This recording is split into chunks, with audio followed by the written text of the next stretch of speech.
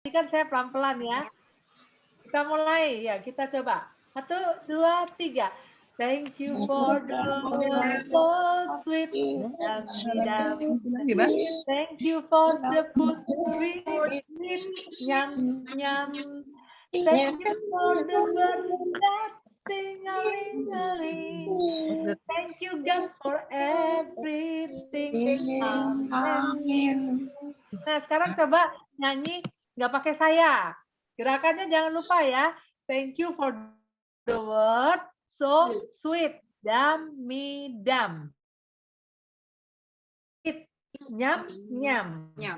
Thank you for the birds that sing-a-ling-a-ling.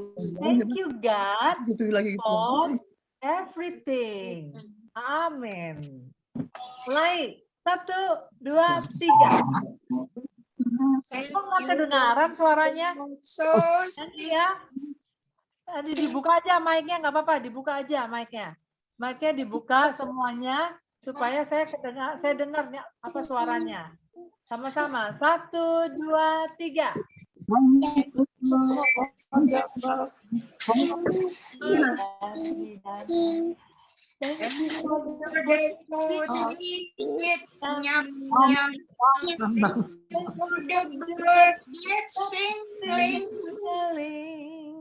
Thank you God for everything.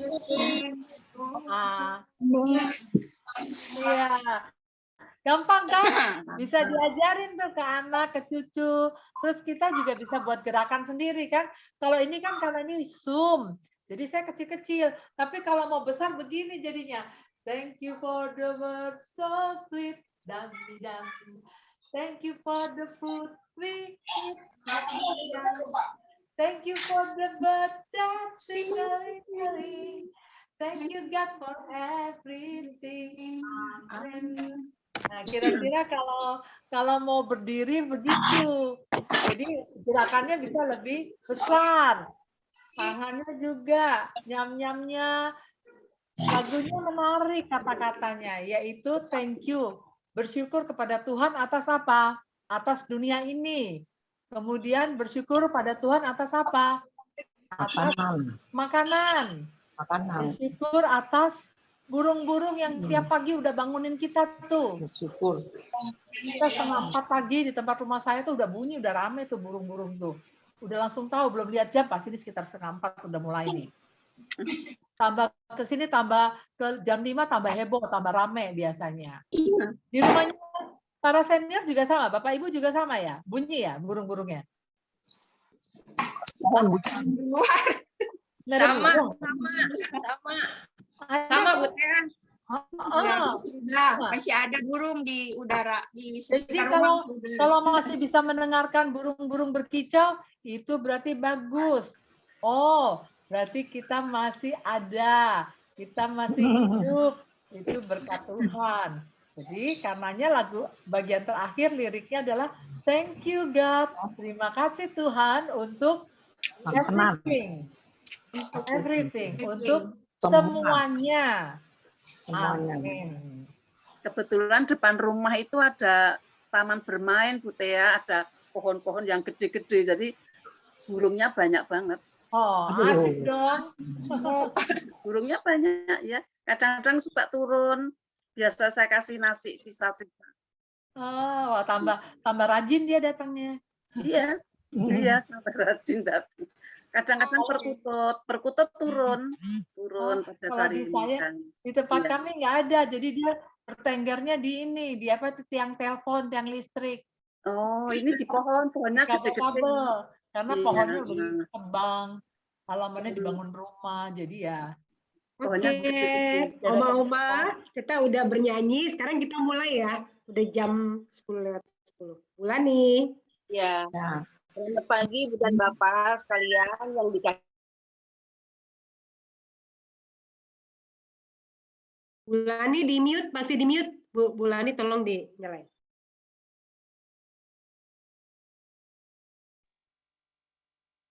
Selamat datang Ibu-ibu dan Bapak-bapak di Persekutuan Lansia Gading Indah.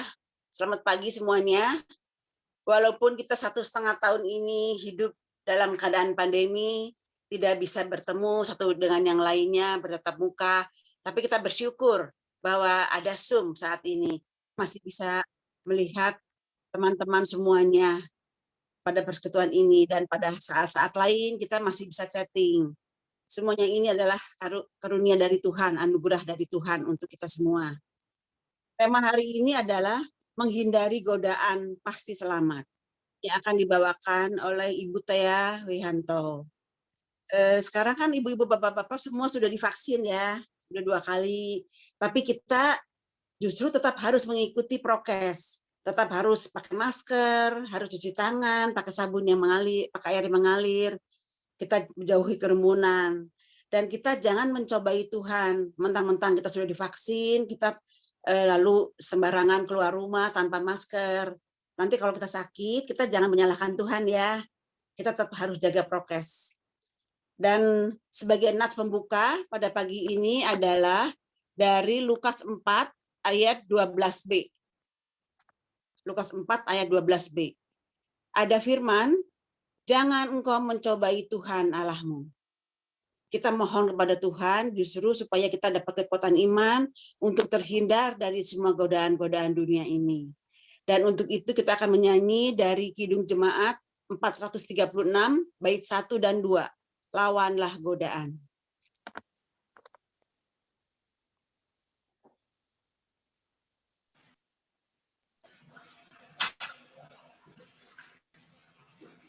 Tria, lagunya bisa ditampilkan.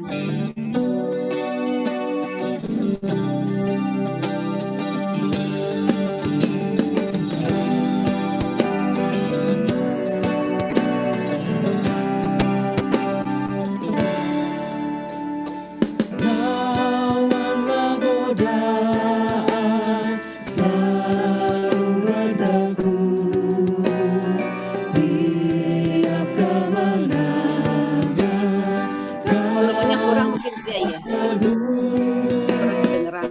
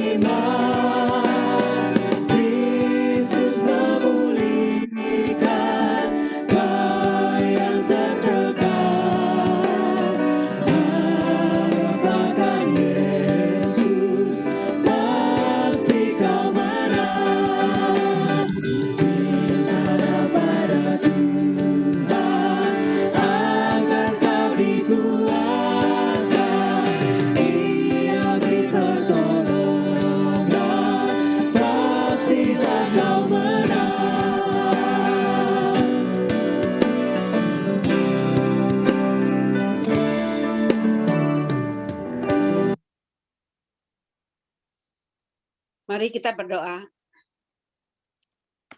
Allah Bapa kami dalam kerajaan surga, Allah yang maha baik dan maha kasih. Terima kasih Tuhan kalau pada pagi ini kami diberikan kesehatan yang prima. Kami boleh bersama-sama mengikuti persekutuan lansia walaupun melalui Zoom. Bapak terima kasih untuk anugerah Tuhan kepada kami.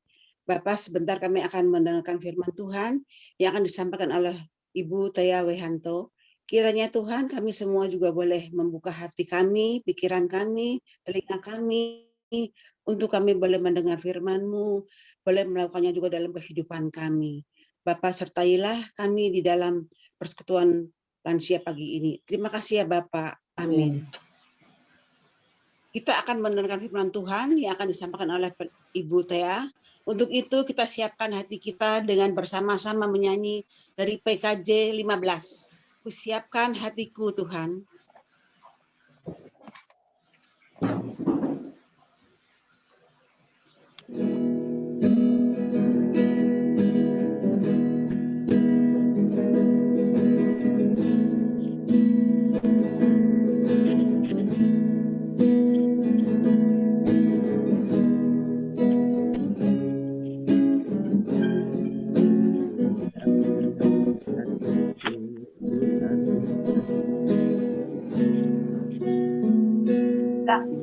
Siapkan hatiku Tuhan, untuk firman-Mu saat ini.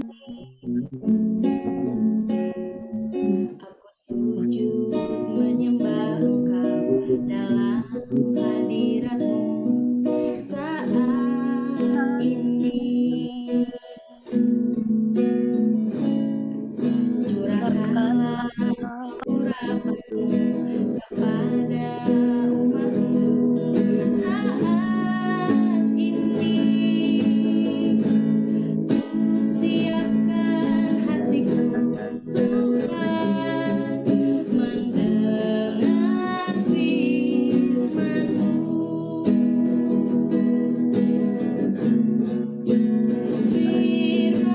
Firman-Mu Tuhan, tiada berubah. Sejak semulanya dan selama-lamanya tiada berubah. Firman-Mu Tuhan, penolong hidupku. Ku siapkan hatiku Tuhan, menyambut firman-Mu.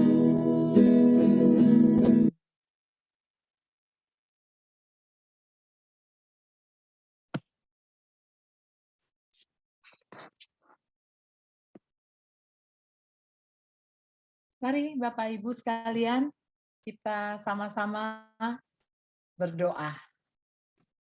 Kita berdoa. Bapa di surga, terima kasih satu hari lagi kehidupan Kau berikan dan percayakan kepada kami sebagai sebuah kesempatan. Terima kasih ya Bapa, kalau Engkau tidak membiarkan kami menerima anugerah kehidupan ini begitu saja dan sendirian, tapi Engkau melengkapi dengan firman-Mu. Engkau kuatkan kami dengan Roh Kudus. Kami mau belajar dari firman-Mu. Contoh langsung dari Tuhan Yesus. Saat Tuhan Yesus menghadapi godaan-godaan yang ada. Pimpinlah kami, cerahkanlah hati dan pikiran kami. Biarlah Roh Kudus bekerja dengan leluasa di dalam diri hamba-Mu dan kami semua, sehingga kami dapat belajar, percaya, melakukannya dalam hidup kami. Tolong kami ya Bapa, dan berbicaralah kepada kami sudah siap mendengarkannya. Amin. Mari kita buka dari Lukas, ini lanjutannya ya, karena kita sudah mendengar yang pertama, godaan yang pertama itu, masih ingat nggak sih godaan yang pertama itu tentang apa?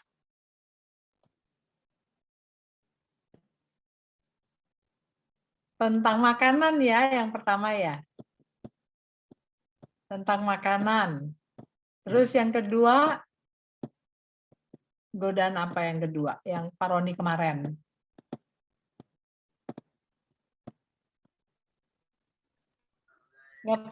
Nggak apa-apa, boleh dong bersuara, dibuka aja mic-nya. Suruh lompat. Ya. Disuruh lompat, Hah? pasti akan malaikat-malaikat akan menolong. Gitu. Itu yang ini kita pakai Lukas. Oh, Lukas. Kalau Lukas beda. Beda, terbalik kalau Lukas. Kalau Lukas yang kedua apa yang kedua? Lukas 4. Menyembah. Iya, menyembah. Kuasa ya, kaitan dengan kuasa, godaan karena kuasa. Orang suka tergiur. Dan yang ketiga, yang kita mau bahas sekarang apa? Godaan apa tuh? Yesus dibawa kemana? Ya, mari kita baca ya. Kita baca sama-sama dari Lukas 4, ayat 9, sampai dengan ayatnya yang ke-13. Saya akan membacakan. Kemudian ia membawa Yesus ke Yerusalem dan menempatkan dia di bubungan bait Allah, lalu berkata kepadanya, "Jika engkau anak Allah, jatuhkanlah dirimu dari sini ke bawah. Sebab ada tertulis, mengenai engkau, ia akan memerintahkan malaikat-malaikatnya untuk melindungi engkau. Dan mereka akan menatang engkau di atas tangannya, supaya kakimu jangan terantuk kepada batu." Yesus menjawabnya, katanya, "Ada firman, jangan engkau mencobai Tuhan Allahmu." Sesudah iblis mengakhiri semua pencobaan itu, ia mundur daripadanya dan menunggu waktu yang baik. Bapak Ibu sekalian, kalau kita perhatikan, nas kita hanya sedikit dan tema kita adalah menghindari godaan pasti selamat. Ngomong-ngomong, sudah lama nggak ke mall ya? Seneng nggak kalau ke mall? Dijawab aja ya, dibuka mic-nya. Silakan. Seneng. Seneng ya ke mall ya? Seneng.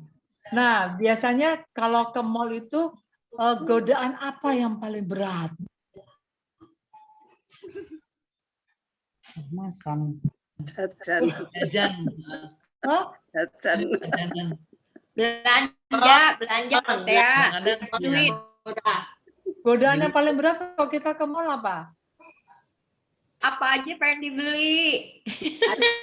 Ada diskon yang iya. Wah, Nah, apalagi sale gitu ya. Salenya sampai 75% atau beli satu gratis satu. Tapi biasanya selain harga diskon ada lagi nggak godaan yang lain? Yang jenisnya, misalnya makanan, baju atau apa? Kalau senior ini biasanya yang tergoda apa nih? Makanan atau pakaian atau tas? Makanan, Bu, makanan. Oh, makanan ya. Kan banyakan. Iya. Beda ya kalau kita bawa anak-anak ya. Anak-anak mainan. Mainan, anak-anak Kalau mau. anak-anak mainan, kita bawa anak-anak, terus udah gitu dia tergodanya mainan. Nah, biasanya kan ada SPG toh di situ, di tempat makanan atau di tempat mainan atau di kantor-kantor tertentu ada SPG kan? SPG-nya dengan ramah, kira-kira apa yang diomongin sama SPG? Kartu kredit. SPG-nya biasanya ngomong apa tuh kalau kita lewat? Mampir, mampir. Mampir dong ya, bener ya? Ya. Lu Mampir. Banyak diskon. Lihat aja dulu, coba dulu, lihat dan coba dulu. Tapi kalau makanan boleh nggak itu? Nggak Nggak boleh. boleh. Kasih Nggak tester. boleh. Langsung pilih yang kita suka. Lihat dulu, coba dulu lah. Kalau makanan, nah coba boleh dia coba, habis itu nggak jadi beli. Bangkrut dong. Roti kan dikasih Bu tester dipotong-potong kecil-kecil. Supaya kita tertarik lalu kita beli lebih banyak lagi. Iya. Kan kalau sedikit kan bisa ketagihan, kayaknya enak gitu. Beli. Seru ya kalau kita pergi ke mall terus ada penawaran-penawaran gitu. Bener ya. Nah, kemudian kalau kita perhatikan, biasanya para SPG itu kan memberikan tawaran yang menarik ya. Iya. Dengan cara dia menawarkan, dengan dia cara ngomong.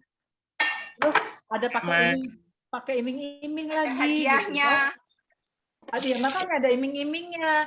Kalau beli ini akan dapat hadiah ini, dapat hadiah itu. Biasanya begitu kan ya? Itu kan yang terjadi kalau kita perhatikan.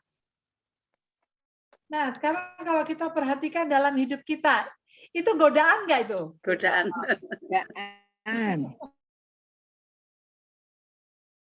Godaan. Apalagi kalau pakai kartu kredit ini akan diskonnya lebih besar lagi. Wah, kita lihat dulu dompet. Ada kartu kreditnya enggak? Kalau enggak ada, kita tanya teman kita, lu punya enggak? Kalau lu punya, gue pinjem ya pakai kartu kredit lu. Iya loh. Jadi itu godaan-godaan yang luar biasa ya kalau kita ke mall. Tapi itu kan kalau di mall. Kalau di rumah atau di mana saja, kira-kira yang godaan yang paling besar yang kita alami apa? Yang kita anggap sulit. Yang kita tergoda banget gitu. Buat para senior, buat Bapak Ibu. Kira-kira godaan apa nih kalau yang sehari-hari? Nonton film, drakor. Drakor, terus apa lagi? Wah, drakornya pas lagi persekutuan, waktunya persekutuan. Ini pas lagi seru-serunya, gimana tuh? Itu godaan. Godaan.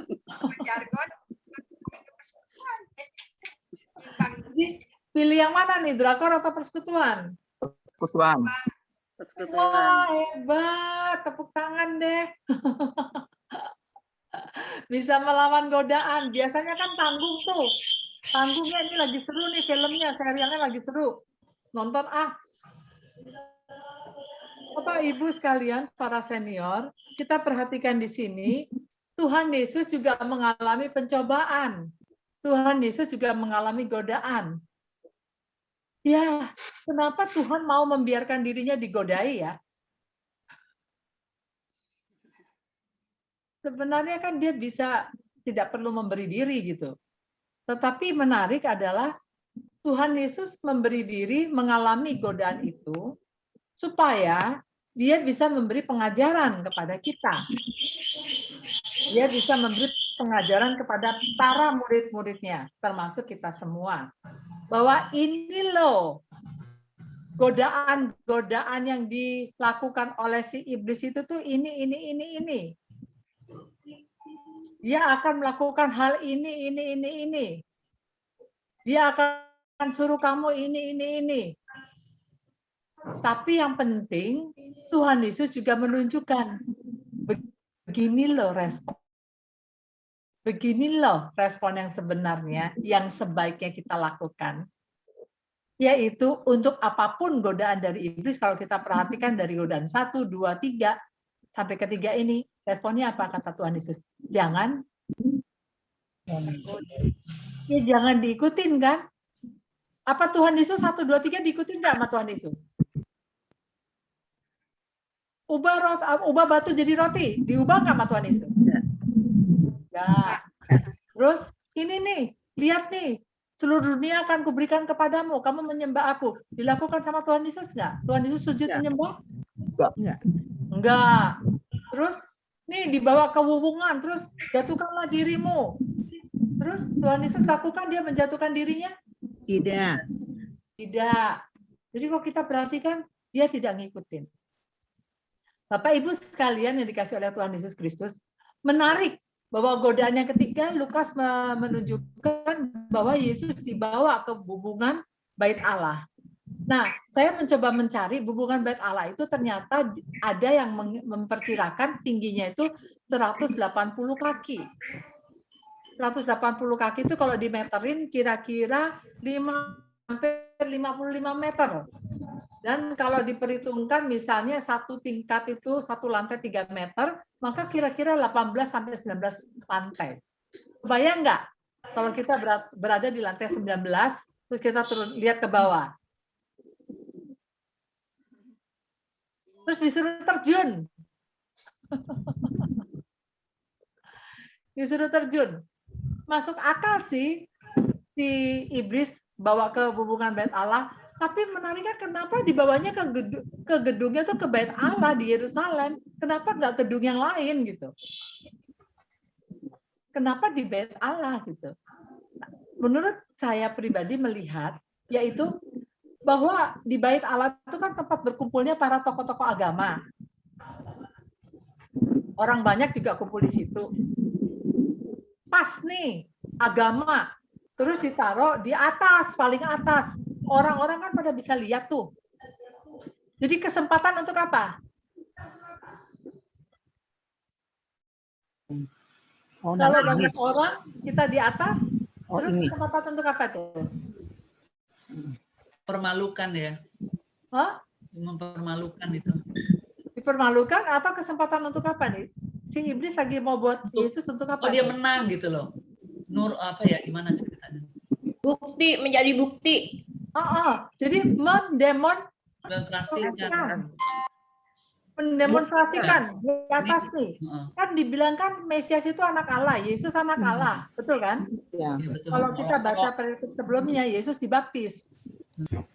Ketika Yesus dibaptis kan disebut di situ bahwa inilah anakku yang kukasihi. Nah ini sebelum nih pencobaan Yesus ini, sebelum Yesus mulai berkarya. Ini kesempatan memperkenalkan diri. Siapa Yesus? Kalau seandainya Yesus mengikuti kemauan iblis, menjatuhkan, dan dia benar-benar tidak terantuk kaki, badannya tidak terantuk di batu, dan malaikat menolong dia, kira-kira bakal apa yang terjadi? Orang-orang di sekitar kita, andai kata kita nih, ini kita adalah orang-orang di bait Allah. Terus Yesus lompat dari atas, terus jatuh, enggak kenapa-kenapa, selamat. Terus kita gimana nih? Yang lihat. Percaya ya. Kalau dia nggak kenapa-napa ya percaya. Kita percaya bahwa benar-benar dia anak Allah gitu toh. Iya betul. Kalau nggak kenapa-napa. Nah kalau kita zaman sekarang kita videoin dong. Viral. Videoin. Jadi apa? Jadi terkenal. Jadi trending topik, jadi terkenal. Wah, ini ada tokoh nih, luar biasa.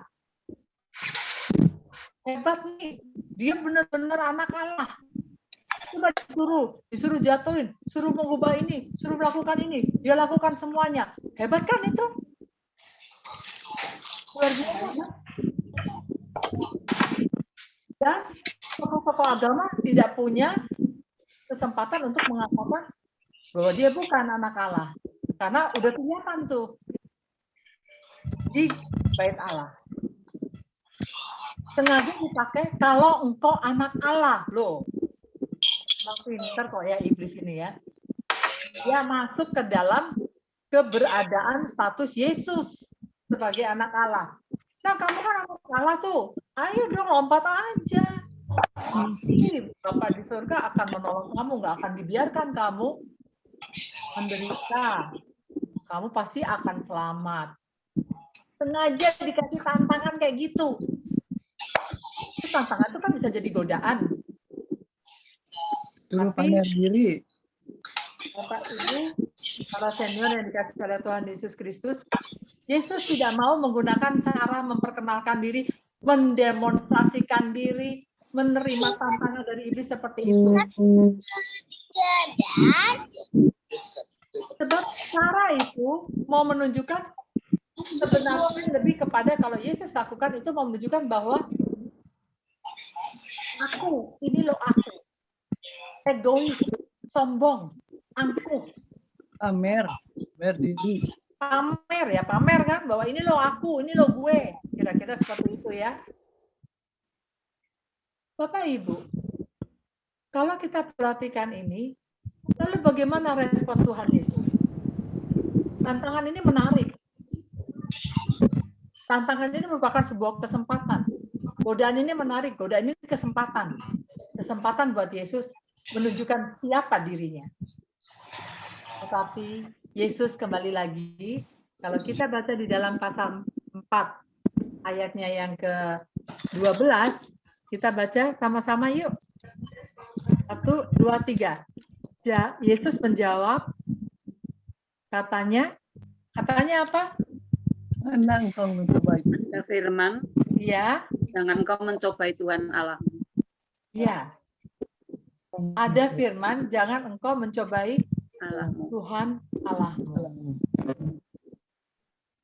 Godaan. Tapi Yesus tidak mau mengikuti tantangan, godaan, tawaran dari iblis. Supaya Yesus kelihatan luar biasa. Tidak. Dia tidak mau pakai cara. Dia tidak mau pakai jalannya. Metodenya dari si iblis. Tuhan Yesus punya caranya sendiri.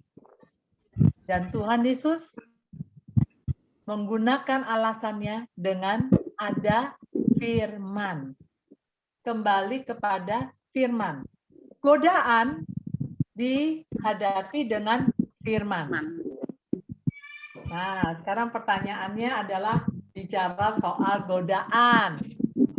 Godaan kalau di sini kan sebutnya kelihatan nih, digambarkan iblis yang menggoda. Iblis bisa menggodai kita dalam bentuk apa aja.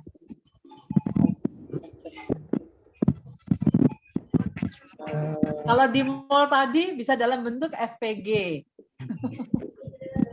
Para pegawai-pegawai itu kan. Terus di mall godaan itu iblis bisa dalam bentuk apa? Tulisan-tulisan promosi, sale, diskon. Bisa nggak? Bisa. Bisa kan dari situ? Terus bisa apa lagi kalau dalam sehari-hari? Makanan, Makanan. sebetulnya kita pantang misalkan kambing, sate kambing, padahal kita kan nggak boleh, tapi nekat. Nekat makan ya. Yang darah tinggi. Biasanya kita berhasil mengalahkan tantangan godaan itu atau enggak? Atau kita akhirnya kalah? Kita kalah sama tuh. Jadi kalau gitu, godaan bisa dalam bentuk tadi tulisan dari SPG. Tapi godaan bisa juga dari dalam diri kita sendiri. Dari mana? Kalau kita nggak punya uang. Oh, ini dari mata dulu. Dari mata. Kan makanan kan lagi ngomong mata nih. Kita lagi ngomong mata. Lagi makanan. Makanan itu mula-mula dari mana? Dari Mata atau dari mana lagi selain mata? Mulut. Tidak. Belum sampai mulut. Pertama, ada makanan nih di meja. Pertama-tama yang kita membuat kita tergoda karena apa? Gara-gara kita apa? Tangan. Tangannya maju. Kita melihat. Iya. Jadi mata bisa jadi godaan ya. Kita lihat. Nah, terus apa lagi? Ada lagi yang lain. Pengen. Sebelum kepengen.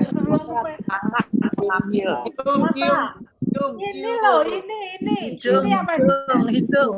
Hidung. Emang kenapa hidung? Tahunya. Iya. Baunya menggoda. Sebelum kita lihat makanan, biasanya kita cium baunya dulu kan? Bener nggak?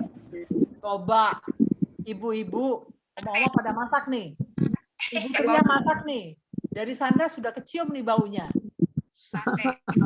masak gudeg, kecium kan ke bawah, nah kita jadi ke bawah nih, tot ini makannya ada di mana ya, ada di mana ya? Oh, di sini.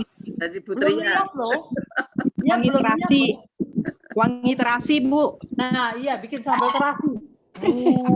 Terus udah gitu ikan asin. Ditumis. Itu tuh tetangga kalau masak buset, Pak. Saya buka pintu nih, cium ini makanan dari mana ya?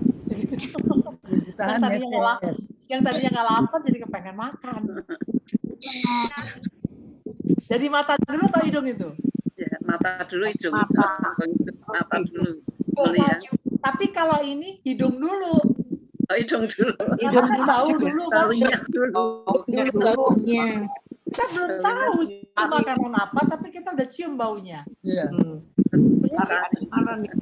Bener kan? Baru kita lihat, wah enak bener. Apalagi motret-motret itu ya, motret-motret. Oh iya ini loh makanannya enak nih. Padahal nggak boleh, tapi makan. Maksa pokoknya. Bapak Ibu sekalian, jadi godaan bisa dalam bentuk bukan hanya seperti yang Tuhan Yesus alami. Benar-benar kelihatan nih, iblis datang bawa. Tapi itu bisa juga baik dari luar diri kita maupun dari dalam diri kita sendiri, dari hidung kita, dari mata kita. Tapi bisa juga dari lebih dalam lagi, yaitu kepingin. Tiba-tiba kepingin twing, kepengen makan duren. Terus kepengen makan sate kambing, padahal nggak kita lihat, nggak kita cium. Dari pikiran. Tapi dari pikiran. Bisa nggak? Di depan rumah bakar sate, wah kepengen makan sate. Ayo. Siapa yang pernah ngalamin seperti ini? Bukan dari mata, bukan dari hidung. Tiba-tiba twing, kepengen apa? Dengar dari suara tukang sate gitu. Ada yang pernah mengalami? Suka ngebayangin, Bu. Aduh, kayaknya kepengen makan apa gitu. Enak. Nah, itu pikiran kan? Bukan mata, bukan hidung. Makan apa gitu, enak. Pengen makan itu. Iya, jadi bukan mata, bukan hidung, bukan orang lain, tapi siapa?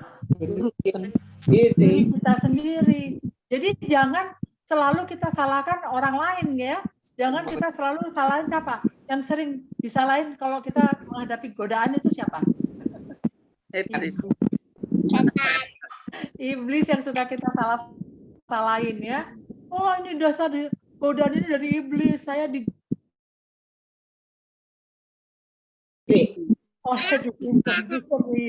Nah itu ya. Jadi kita harus kasih tahu sama diri kita. Ingat nih ya. Godaan kita tuh jangan selalu nyalahin iblis.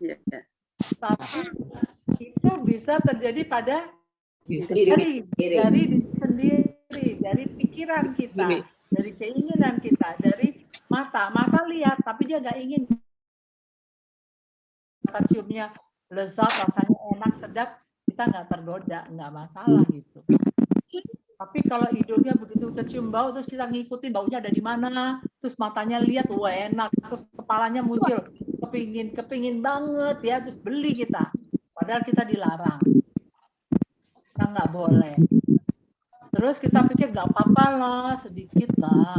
Tuhan pasti menolong. Kita doain kok, makanannya kita doain. Biar Tuhan kuduskan. Enak aja ya. Kata Tuhan, gue selentik lo ya. Sembarangan. Lu mencobain gue, kata Tuhan. Kita ngomong, atau udah nggak apa-apa, nanti Tuhan juga tolong kita. Atau kita toh, kalau dari teman kita juga suka ngomporin termasuk godaan ya. Benar nggak? Ngomporin. Udah lalu nggak apa-apa, makan cuma sedikit aja, masa iya sih sakit cuma sedikit, nggak masalah. Ada obat kan? Ada obat, nggak apa-apa. Habis makan ini lu minum obat. Kalau habis makan ini minum obat, habis itu kita ada dokter dijewer sama dokter. Iya, jadi bujukan macam-macam. Godaan bisa muncul di sekitar kita, dan itu sangat mengganggu diri kita dan kita gampang terpikat. Karena apa? karena itu berkaitan dengan diri kita sendiri. Misalnya godaan-godaan yang muncul, ya kalau kita lihat ya, kalau saya perhatikan dari makna godaan yang ketiga ini, yaitu bahwa ini termasuk godaan yang berat. Buat saya sih, paling berat.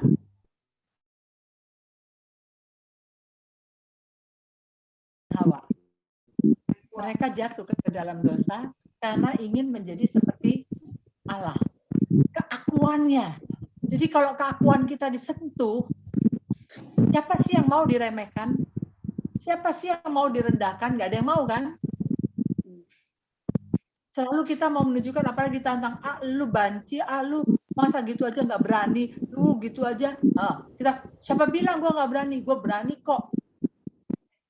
Itu kan udah masuk keakuan, bener ya? Nah itu tuh bahaya. Bahaya membuat kita jatuh di dalam dosa. Ketika disentuh, disentil keakuan kita, ego kita nggak mau. Lalu muncullah kesombongan kita, mau menunjukkan bahwa ini loh.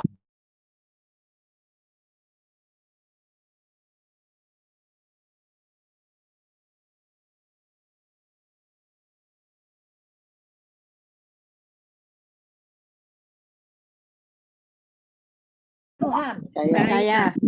anak Tuhan. Sebagai anak Tuhan, kita percaya bahwa kita bebas dari godaan. Belum pasti. Nggak percaya gitu ya. Jawabannya nggak percaya karena memang nggak selalu kan. Nggak selalu kita bebas dari godaan. Tuhan Yesus saja menghadapi Godaan. Dia anak Allah, dia menghadapi godaan. Kita juga pasti akan menghadapi godaan dari luar ataupun dari diri kita sendiri, tadi sudah saya sebutkan ya. Nah, kalau kita berpikir kita adalah anak Allah, jangan sampai ini godaan juga nih. Karena kita berpikir bahwa kita adalah anak Allah, kita yakin bahwa kita adalah anak Allah, maka kita bisa saja dengan sengaja menghadapi bahaya, menerobos bahaya, karena berpikir kita kan anak Allah. Allah akan menolong kita. Allah menyelamatkan kita.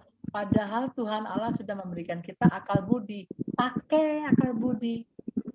Kalau itu memang bahaya, jangan ditantang. Jangan dilakoni. Kalau memang tahu bahwa kamu terjun dari lantai 18, terjun ke bawah, kamu pasti Mati. Pasti apa? Pasti mati terjun kalau. Pasti mati. Jangan kamu berpikir bahwa karena kamu anak Allah, kamu terjun dari 18, terjun ke bawah, kamu pasti tidak akan mati. Tidak. Kamu pasti tidak akan selamat. Tidak akan selamat. Karena Tuhan sudah memberikan akal budi kita berpikir gitu. Dari atas jatuh celaka, kemungkinan paling banyak itu adalah mati atau lumpuh walaupun hidup. Tapi ya nggak mungkin 18 sampai 18 hidup tuh ya. Hancur. Itu contoh. Terus kalau kita berpikir juga, kita yakin bahwa kita anak Allah, nggak apa-apa. Hari ini hari terakhir, besok PPKM darurat. Sekarang kita puas-puasin, yuk kita ke mall. Karena sebentar lagi kita harus lockdown di rumah masing-masing. Mari kita mau ke mall. Tuhan akan menolong kita. Kita anak Allah, kita yakin kita anak Allah. Tuhan akan melindungi kita, akan menjauhkan kita dari semua virus-virus, termasuk virus corona. Terus kita keluar nih. Sudah tahu kan varian yang terbaru ini sangat cepat penularannya dan sangat. Terus kalau kita kena, itu apakah karena Tuhan tidak menolong kita, menyelamatkan kita, atau karena apa itu? Kesalahan kita, atau karena Tuhan tidak menolong, atau karena kita kurang beriman? Salah kita. Kesalahan kita. Iya, karena kesalahan kita. Kita mencobai Tuhan. Kita berpikir, karena kita anak Tuhan, kita yakin kita anak Tuhan, terus kita keluar, kita menghadapi virus. Ya nggak aman lah. Tetapi kita bisa nggak selamat. kita berpikir yakin bahwa kita adalah anak Allah dan kita sudah divaksin 2 kali. Vaksinnya sudah dikuduskan oleh Tuhan dalam nama Tuhan Yesus. Kita keluar. Masker, ya sekali-kali bolehlah dilepas. Selamat. Ya. Di tengah-tengah kerumunan kita selamat. Kebanyakan nggak selamat. Kalau memang kebal badannya ya. Kita usianya udah rentan ya. Pasti kena virusnya. Pasti juga tidak selamat. Dalam arti tidak selamat tuh nggak mungkin kita bisa bebas virus. Karena virus sudah merajalela kemana-mana. Kita berpikir bahwa kita adalah anak Allah. Kita yakin kita adalah anak Allah. Kita makan, kita lupa cuci tangan. Kita padahal baru pegang yang lain-lain nih. Kita nggak tahu yang kita pegang tuh ternyata misalnya baru dipegang oleh yang kena virus. Apakah virus begitu mau masuk ke mulut kita? Oh jangan. Virus akan mengatakan jangan, ini anak Allah. Jangan masuk ke mulutnya. Takut. Malaikat menjaga di mulut kita sehingga virus tidak berani masuk. Apakah begitu? Ya, virus tidak peduli. Tidak mungkin. Virus mah nggak bisa membedakan ini anak Allah atau bukan anak Allah. Benar kan? Virus itu masuk-masuk aja. Kita yang harus menjaga diri. Jangan mencobai Allah. Terus kita pikir lagi, ya udah, kita pasti aman. Kita selamat karena kita adalah anak Allah. Harus minum obat A, B, C, D. Kita nggak minum karena sudah habis. Ya sudah, kita beriman saja. Kita harus kontrol. Udah kita beriman aja, jangan minum obat. Apa boleh buat? Tuhan pasti akan menolong kita, menyelamatkan kita. Bagaimana? Apakah karena kita anak Allah, kita yakin anak Allah, lalu dengan tidak minum obat, kita pasti akan selamat, padahal dokter sudah mengatakan harus minum. Rutin. Enggak kan? Kita nggak bakal selamat. Ada teman ngajakin, ayo kita kebaktian di gereja A, B, C. Di sana sudah onsite. Dan penting lagi, gereja di tempat kami itu sudah dikuduskan. Sudah disterilkan pakai disinfektan, tapi bukan hanya itu. Tapi para hamba Tuhan sudah mendoakan gedung gereja kita. Sehingga gedung gereja kita tidak akan mungkin kemasukan virus. Begitu? Kira-kira apakah benar bisa begitu? Apakah benar bahwa gedung gerejanya akan bebas virus? Karena sudah didoakan? Belum tentu. Belum kan virus melayang-layang. Belum tentu. Mungkin memang sudah bersih gedung gerejanya, tapi orang-orang yang masuk bisa aja kan bawa virus. Iya, betul. Jadi belum tentu. Ketika kita mengatakan kita mencobai Tuhan, kita terlalu sombong. Jangan menggunakan label kita sebagai anak Allah untuk menonjolkan diri kita, melakukan keinginan-keinginan kita, itu egois. Kita ingin supaya Tuhan melakukan seperti yang kita inginkan. Tuhan, saya nggak punya obat. Saya tahu saya harus minum obat. Tapi Tuhan, di dalam namamu saya nggak minum obat. Kata Tuhan, geblek. Lu sakit, salah lu sendiri, gue nggak mau nolong lo ya. Ya pasti ditolong sama Tuhan lah kalau dia sakit ya. Bener nggak? Tapi kira-kira kalau kita kayak jadi Tuhan, kita gemes ya. Ngeliatin, aduh, oh gini nih, kita orang tua, kita ngeliatin anak kita kayak gini nih, kayak kita nih, bandel. Terus kita kira-kira gimana nih ngadepin anak kita? Kak cupit. Hah? Dicupit. Ya, ya. Gimana rasanya kalau Tuhan cubit kita? Sakit. Jangan sampai Bu, ngeri. Nah, mau dicubit sama Tuhan? Enggak. Serem. Kalau nggak mau gimana caranya? Ya, Menurut perintah. Kita mesti Harus nurut. taat, nurut sama Tuhan. Sama tuh kayak anak-anak kita.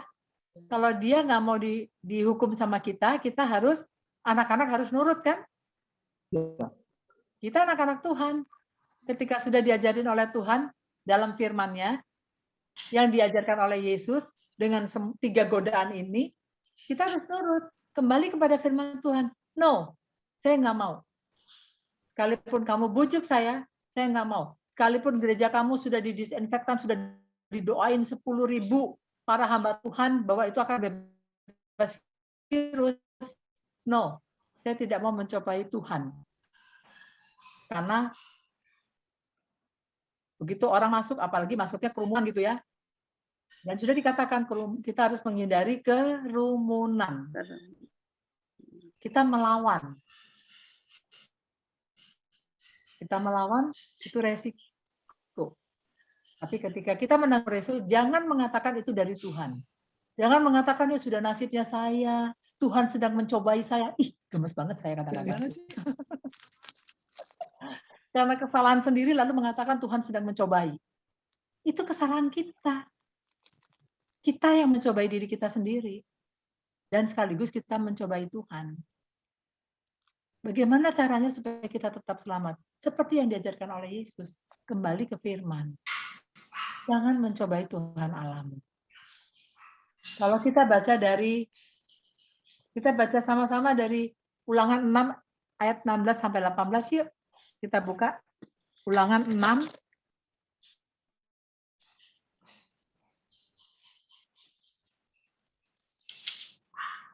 ayat 16 sampai 18. Ulangan 6 ayat 16 sampai 18. Ada yang bisa bacakan? Tolong bacakan. Satu ayat. Jadi saya butuh 3 orang. 3 orang baca 1 ayat. Siapa yang baca ayat 16?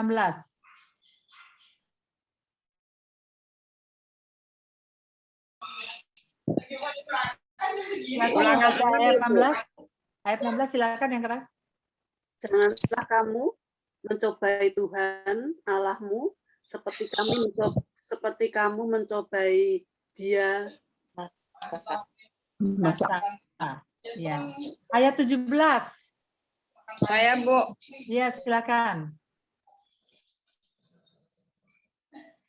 Haruslah kamu berpegang pada perintah, peringatan, dan ketetapan Tuhan Allahmu yang diperintahkannya kepadamu. Ayat 18. Ya, Bu. Haruslah engkau melakukan apa yang benar dan baik di mata Tuhan, supaya baik keadaanmu dan engkau memasuki dan menduduki negeri yang baik yang dijanjikan Tuhan dengan sumpah kepada nenek moyangmu. Amin. Ya. Jadi disebutkan bagaimana ini di firman Tuhan, haruslah kamu berpegang pada perintah Tuhan, pada peringatan, pada ketetapan yang Tuhan berikan. Tuhan hadir bisa lewat peringatan, ketetapan, peraturan, baik lewat gereja maupun lewat pemerintah. Tanggal 3 sampai tanggal 20 ini kita akan masuk dalam masa PPKM darurat. Mari kita ikuti. Kayak begini kan gak ada yang muda-muda, kasihan. Kita menjaga bersama-sama. Kemudian dikatakan di sini, haruslah engkau melakukan apa yang benar, apa yang baik di mata Tuhan, supaya baik keadaanmu. Jadi kalau mau selamat, lakukan apa yang baik, apa yang benar. Pegang pada firman Tuhan. Jangan pegang pada kata-kata yang kita tahu kayaknya ini mulai menggoda kita, mencoba mengangkat kita, mengeluarkan keegoisan kita, mengeluarkan keangkuhan kita. Jangan.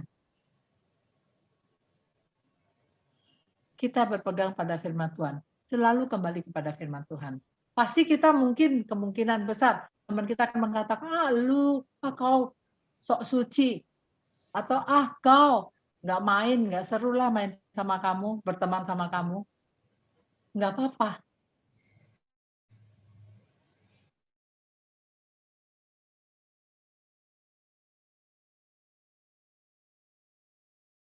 Sama Tuhan, Tuhan bergaul sama kita.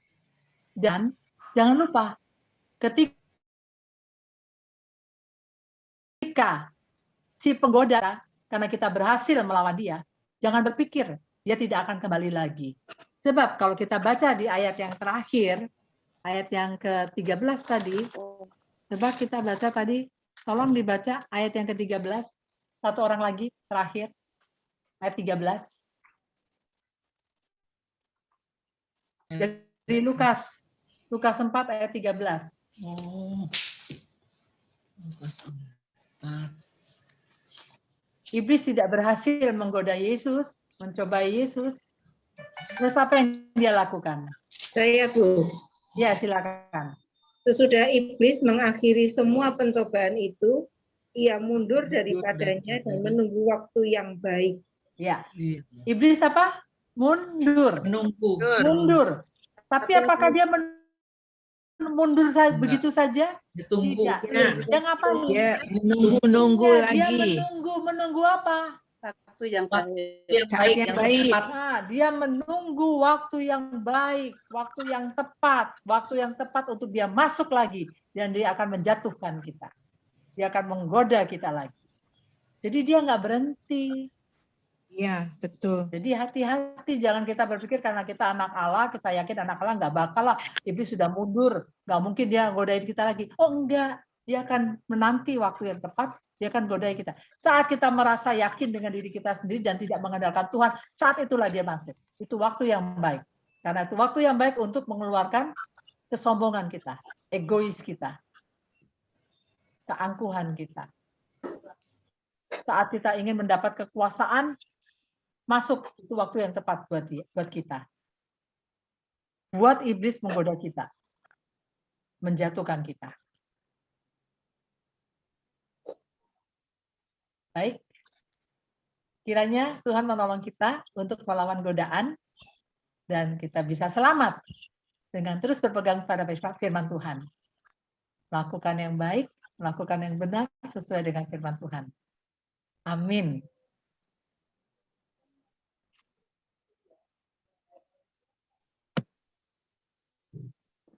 Saya doa syafaat, poin-poinnya bisa ada di WA, Bu. Udah saya WA. Bentar. Bukan dulu ya.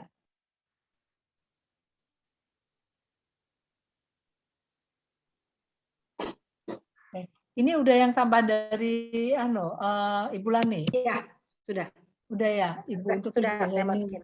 Imelda. Mari Bapak Ibu sekalian kita berdoa. Kita mau berdoa masuk syafaat kita. Bapa di surga, kami bersyukur untuk firman-Mu yang mengingatkan kami kembali, mengajarkan kepada kami bagaimana caranya kami menghadapi godaan-godaan. Dan menyadarkan kepada diri kami bahwa ada beberapa macam godaan-godaan yang akan dilakukan oleh iblis kepada kami. Tetapi satu cara yang Tuhan Yesus ajarkan, yaitu berpegang pada firman Tuhan, kembali pada firman Tuhan. Hanya mengandalkan Tuhan saja. Terima kasih ya Bapak untuk firman-Mu. Mampukan kami untuk bisa terus berpegang pada firman Tuhan.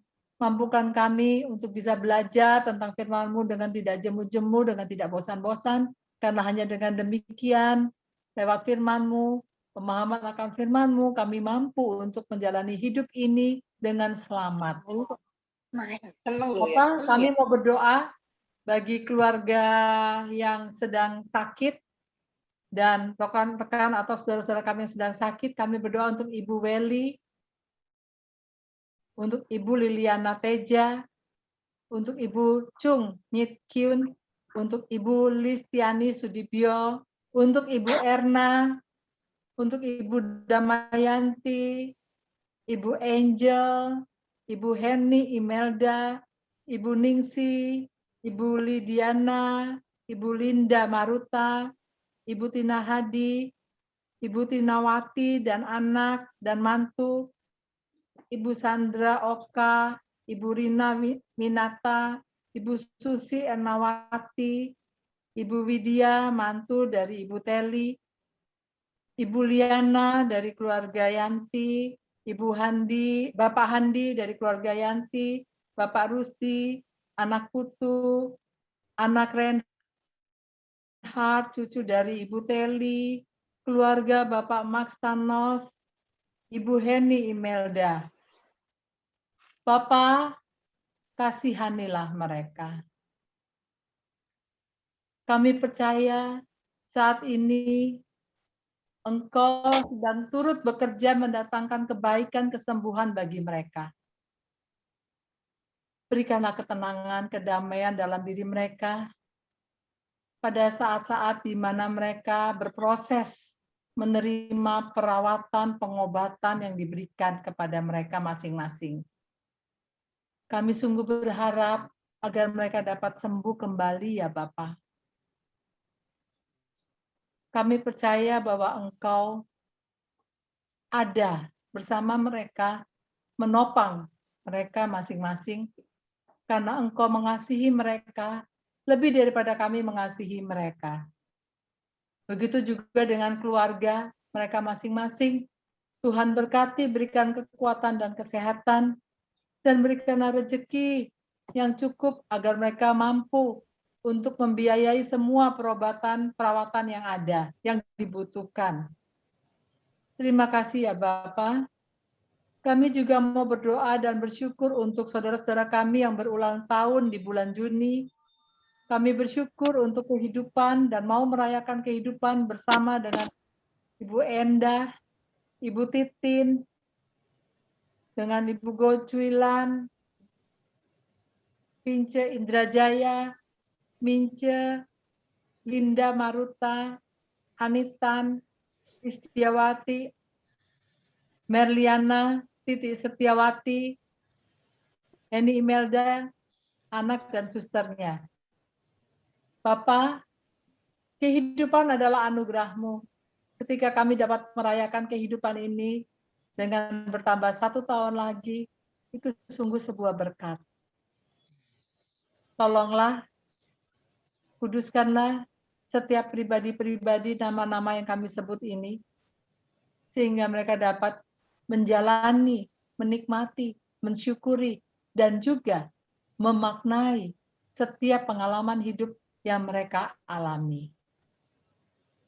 Kami percaya mereka akan berjalan bersama dengan Tuhan, Tuhan bersama dengan mereka. Terima kasih ya Bapak. Kami serahkan mereka semua ke dalam tangan kasih-Mu. Kami juga berdoa untuk gereja, khususnya lansia dan anak-anak di masa pandemi.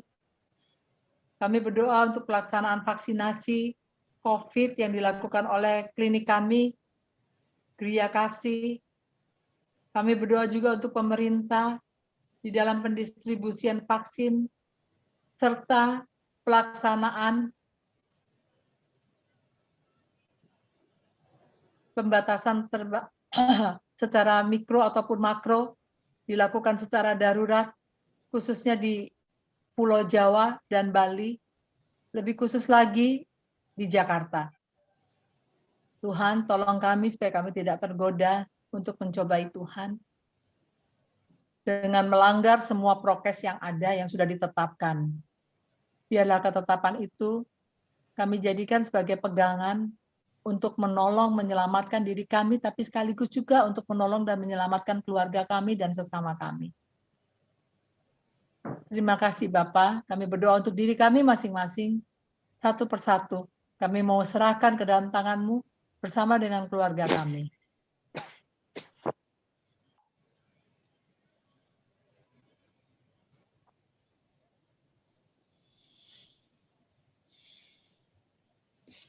Inilah syafaat kami, ampunilah dosa kami, supaya kasih karunia-Mu tidak terhalang karenanya. Hanya di dalam nama Tuhan Yesus kami berdoa dan bersyukur. Amin. Amin. Ibu dan Bapak, sebagai ungkapan syukur atas berkat-berkat Tuhan yang telah dilimpahkan kepada kita, kita akan menyampaikan persembahan syukur itu dengan diarasi dari firman Tuhan dari Kolose 3 ayat 17. Dan segala sesuatu yang kamu lakukan dengan perkataan atau perbuatan, lakukanlah semuanya itu dalam nama Tuhan Yesus, sambil mengucap syukur oleh Dia kepada Allah Bapa kita. Dengan dua cara, yaitu pertama dimasukkan ke dalam amplop, diserahkan pada saat kebaktian tatap muka sudah dimulai. Yang kedua, transfer ke rekening BCA 0948 488 488 atas nama GKI Gading Indah. Juga bisa melalui scan QRIS. Mari kita memuji nama Tuhan dari PKJ 146, bait 1 dan 3, bawa persembahanmu.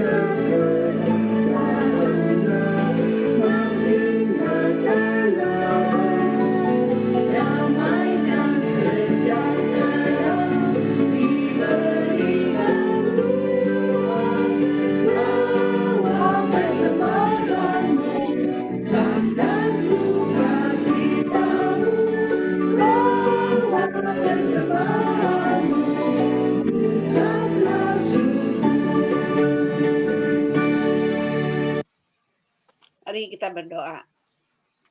Allah Bapa kami dalam kerajaan surga, Allah sumber berkat kami. Terima kasih Bapa kalau pada saat ini kami boleh mempersembahkan persembahan syukur kami yang semuanya datang dari Tuhan juga. Bapak, kiranya kami juga boleh rela mempersembahkan tenaga kami, buah pikiran kami, waktu kami, bahkan hidup kami seluruhnya untuk kemuliaan nama Tuhan. Kami berdoa juga Tuhan untuk majelis jemaat yang akan mengelola harta benda ini agar boleh melakukannya dengan penuh tanggung jawab. Kami mau serahkan Bapa doa syukur ini hanya ke dalam tangan Tuhan yang menjadi juru selamat kami hidup sampai selama-lamanya. Terima kasih Bapak. Amin. Kita tiap jam memerlukan Tuhan untuk memberikan kesejahteraan, juga untuk mendampingi kita dalam menjalani kehidupan ini. Apalagi di saat-saat sekarang, saat pandemi, kita tetap harus waspada dan mohon kekuatan dari Tuhan. Juga Tuhan kiranya akan menguatkan iman kita untuk melawan dan menghadapi segala godaan. Untuk itu, marilah kita memuji dengan lagu pengutusan dari Kidung Jemaat 457, bait 1 sampai dengan 3. Tiap jam kita perlu Tuhan.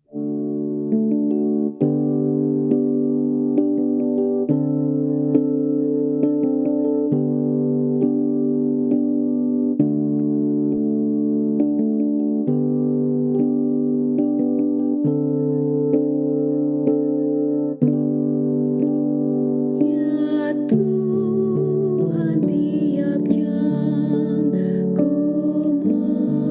memerlukanmu.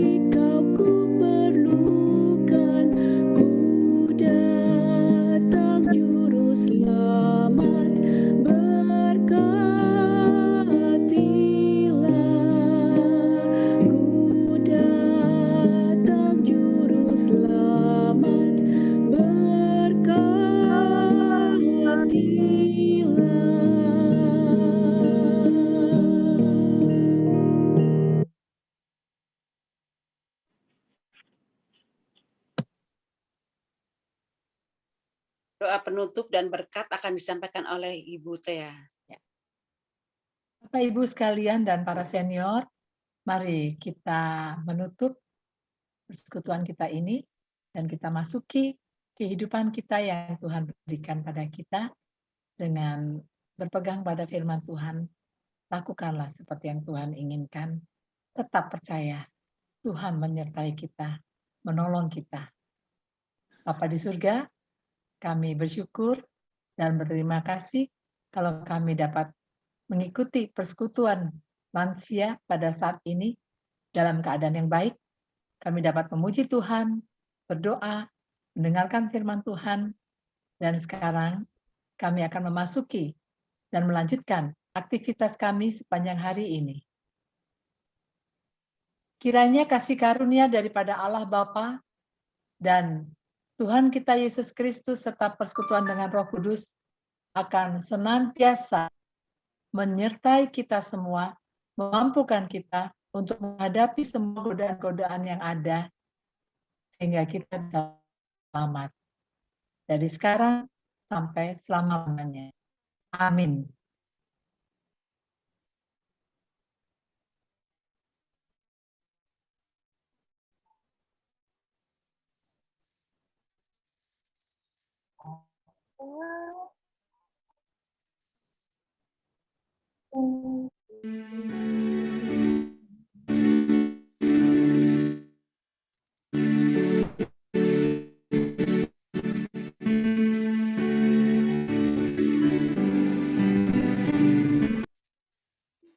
Kita terus berdoa supaya dalam keadaan sehat, 2 minggu ke depan kita bisa berjumpa lagi di dalam ibadah lansia.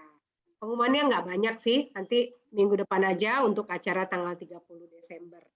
Yang penting oma-oma sehat, yang belum divaksin, keluarganya juga dianjurkan untuk vaksin di gereja. Nanti linknya saya coba share di grup ya, link-link yang terbaru. Soalnya kita memang membatasi supaya dengan vaksinasi ini tidak menambah penularan COVID, karena nanti ada klaster baru lagi, klaster vaksinasi ya. Jadi oma opa bisa mengajak anak cucu yang belum divaksin untuk vaksin, harus divaksin supaya Indonesia bebas dari COVID. Minimal 70% dari penduduk Indonesia sudah divaksin. Ya, kita berdoa Indonesia bebas dari COVID. Kita sama-sama berdoa juga untuk teman-teman kita yang memang sudah tertular supaya mereka juga boleh dipulihkan. Terima kasih oma opa. Putri mau nanya, kalau misalnya dia ada komorbid kan berarti harus minta surat keterangan dulu dong. Ya. Kalau misalnya dia ada penyakit penyerta, komorbid, bisa minta surat dari dokter yang menanganinya ya, misalnya jantung, gula, ataupun alergi. Ya, alergi penting sekali untuk minta surat rekomendasi, karena itu namanya nanti kita masukkan kuman yang sudah dimatikan pasti akan bereaksi, jadi harus yang punya riwayat alergi harus ada surat keterangan. Baik, Om Opa, sampai bertemu kembali. Selamat makan siang. Tuhan memberkati. Tuhan berkati semua. Terima kasih Bu Tea. Sama-sama semuanya.